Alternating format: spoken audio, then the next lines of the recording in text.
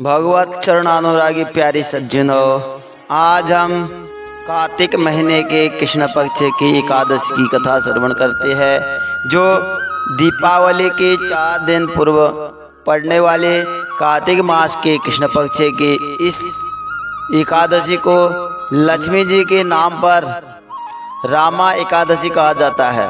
इस दिन भगवान विष्णु के पूर्णावतार श्री कृष्ण भगवान की पूजा आराधना की जाती है। एकादशी का व्रत करने से जीवन में वैभव, धन, संपदा की प्राप्ति होती और अंत में मोक्ष की प्राप्ति होती है। भगवान श्री कृष्ण से एक समय राजा युधिष्ठिर ने यही प्रश्न पूछा कि कार्तिक महीने के कृष्ण पक्ष की एकादशी का क्या नाम है, इसके व्रत की क्या विधि है और इसके करने से क्या फल प्राप्त होता है। सो आप विस्तार पूर्वक बताने की मुझे कृपा कीजिए। तब भगवान श्री कृष्ण ने कहा, हे राजन, कार्तिक के कृष्ण पक्ष के इस एकादशी का नाम रामा एकादशी है। यह बड़े बड़े पापों को नाश करने वाली और असीम वैभव देने वाली है। शास्त्रों में वर्णित इसका महात्म्य मैं आपसे कहता हूँ, बड़े ध्यान पूर्वक सुनिए। प्राचीन काल में मुचकुंद नाम का एक राजा था। उसके इंद्र के साथ गहन मित्रता थी और साथ ही यम, कुबेर, वरुण तथा विभीषण के साथ भी मित्रता थी। वह राजा बड़ा धर्मात्मा तथा विष्णु भक्त था और न्यायपूर्वक राज्य करता था। राजा मुचकुंद के एक कन्या थे जिसका नाम चंद्रभागा था। उस कन्या का विवाह चंद्रसेन के पुत्र शोभन के साथ हुआ। एक समय शोभन अपने ससुर मुचकुंद के घर आया। उन्हीं दिनों में रामा एकादशी आई। अब राजा के नगर में कोई भी एकादशी से एक दिन पहले पूरे नगर में ढोल नगाड़ा बजा करके सबको सूचित किया जाता कि कल एकादशी का व्रत है और नगर में, राज्य में सभी ने एकादशी व्रत अवश्य करना है। तो अब इस समय शोभन ने जब इस प्रकार का दृश्य देखा तो बड़ा मन में दुख हुआ, मन में दुखित हुआ। अब हमको भी व्रत रहना पड़ेगा। किस प्रकार हम व्रत रहेंगे, क्योंकि शोभन वैसे भी कमजोर था, दुबला पतला था। तो अब क्या किया जाए, इस प्रकार विचार करने लगा। और घोषणा सुनते ही शोभन को अत्यंत चिंता हुई और अपनी पत्नी से बोला, अब मुझे क्या करना चाहिए, मैं किस प्रकार भोग सहन करूं, ऐसा उपाय बताओ कि जिससे मेरे प्राण बच सके, अन्यथा मेरे प्राण अवश्य चले जाएंगे। चंद्रभागा कहने लगी, हे स्वामी, पर मेरे पिता के राज में एकादशी को कोई भी भोजन नहीं करता है और तो और हाथी, घोड़ा, ऊंट, बिल्ली, गौ आदि भी तृण, घास और जल आदि तक ग्रहण नहीं कर सकते। फिर मनुष्य का तो कहना ही क्या है।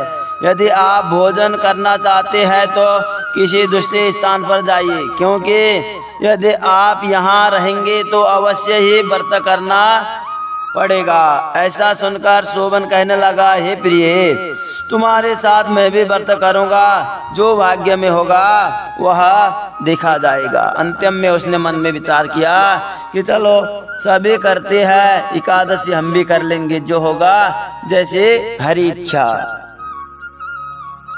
ऐसा विचार कर उसने व्रत किया और वह भूख और प्यास से अत्यंत पीड़ित होने लगा। जब सूर्य नारायण अस्त हो गए तब रात्रि जागरण का समय आया। तो यहाँ जागरण वैष्णवों को तो अत्यंत हर्ष देने वाला था, परंतु शोभन को अत्यंत दुखदायी लगा। प्रातःकाल होते होते शोभन के प्राण निकल गए। तब राजा ने चंदन की चिता बनाकर उसका दाह संस्कार करवाया, परंतु चंद्रभागा ने अपने पति अपने पिता की आज्ञा से अपने शरीर को दग्ध नहीं किया। शोभन की अंत्येष्टि क्रिया करने के पश्चात अपने पिता के घर में ही रहने लगी।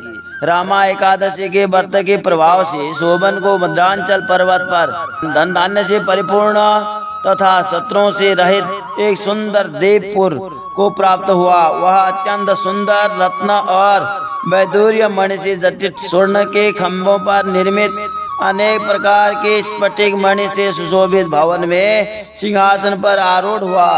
श्वेत चट और चंवर, मस्तक पर किरीट, कानों में कुंडल, कंठ में हार, बाहु में कपूर विभूषित, गंधर्व और अप्सराओं से घिरा हुआ ऐसा शोभित होता था मानो कि अपनी सभा में देवराज इंद्र विराजमान हो।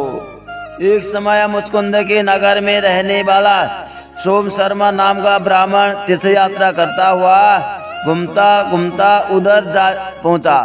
ब्राह्मण शोभन को पहचान कर कि यह तो राजा का जमाई शोभन है, उसके निकट गया। शोभन भी उसको पहचान कर अपने आसन से उठकर उसके पास आया और प्रणाम आदि करके कुशल क्षेम पूछने लगा। ब्राह्मण ने कहा कि राजा मुचकुंद और आपकी पत्नी चंद्रभागा कुशल तो है, नगर में भी सब प्रकार के कुशल है, परंतु हे राजन, हमको अत्यंत आश्चर्य हो रहा है। अपना वृत्तांत कहिए कि ऐसा सुंदर नगर जो न कभी देखा न सुना आपको किस प्रकार प्राप्त हुआ। तब शोभन बोला, कार्तिक कृष्णा रामा एकादशी का व्रत करने से मुझे यह नगर प्राप्त हुआ है, परंतु यह नगर अस्थिर है, स्थिर नहीं है। यह सुनकर ब्राह्मण बोला, हे राजन, स्थिर होने का कोई उपाय हो तो कहे, उसी में अवश्य मैं पूरा करूंगा।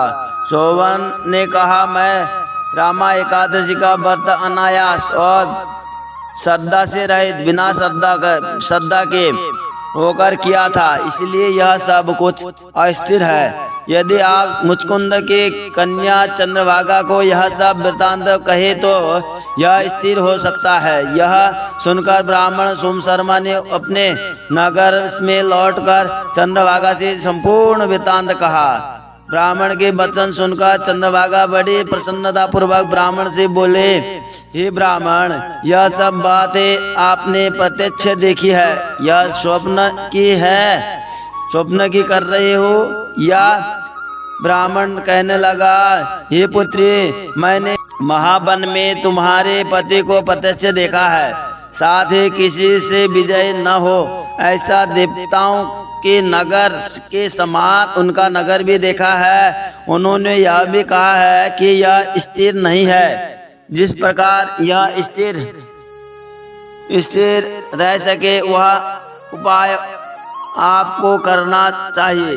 चंद्रभागा कहने लगी, हे पिपरा, तुम मुझको वहां पर ले चलो, पतिदेव के दर्शन की मेरी बड़ी तीव्र लालसा है। मैं अपने किए पुण्य से उस नगर को स्थिर बना दोगे। आप ऐसा उपाय कीजिए जिससे उनका और मेरा मिलन हो सके।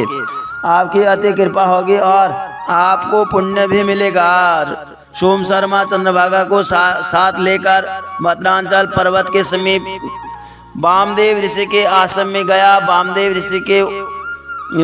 ऋषि ने उनकी बात सुनकर वेद मंत्रों से उज्ज्वल तिलक द्वारा चंद्रभागा का अभिषेक किया। तब ऋषि मंत्र के प्रभाव और एकादशी के व्रत से चंद्रभागा का शरीर दिव्य हो गया और वह अत्यंत प्रसन्नता के साथ अपने पति के निकट गई। अपने प्रिय पत्नी को आते देखकर शोभन अत्यंत प्रसन्न हुआ और उसको बुलाकर अपनी बाह पर बाईं तरफ बिठाया। तब चंद्रभागा ने कहा, हे प्राणनाथ, आप मेरे सभी पुण्यों को ग्रहण कीजिए, जिससे आपका यह नगर और राज्य स्थिर हो जाएगा। जब मैं 8 वर्ष की थी तब से ही सभी एकादशियों के व्रतों को पूर्ण श्रद्धा पूर्वक विधि विधान के साथ करते आ रही हूँ। इस पुण्य के प्रताप से आपका यह नगर स्थिर हो सके जाएगा तथा समस्त कार्य होकर प्रलय के अंत तक रहेगा। इस प्रकार चंद्रभागा दिव्य रूप धारण कर तथा दिव्य आभूषण और वस्त्रों से सुसज्जित होकर अपने पति के साथ रहने लगी। हे राजन, यह रामा एकादशी का महात्म्य है। जो मनुष्य इस व्रत को करते हैं उनके समस्त पाप नष्ट हो जाते हैं। कृष्ण पक्ष और शुक्ल पक्ष दोनों की एकादशी एक समान है, इसमें कोई भेद नहीं है। जो सभी मासों की दोनों एकादशियों के व्रत रखते हैं और उनके महात्म्य को पढ़ते अथवा सुनते हैं, वह समस्त पापों से छुटकर विष्णु लोक को प्राप्त होते हैं। इसमें कोई संदेह, कोई संशय नहीं है। तो ये एकादशी की कथा सभी पापों को नष्ट करने वाले, और आज एकादशी कथा है, सभी श्रवण करें और लाइक कमेंट शेयर करें, और जो भी इस चैनल पे नया है चैनल को सब्सक्राइब करें, और कथा श्रवण करने के बाद अंतिम में भगवान का मंगलमय नाम अवश्य लिखे। जय जय श्री राधे श्याम।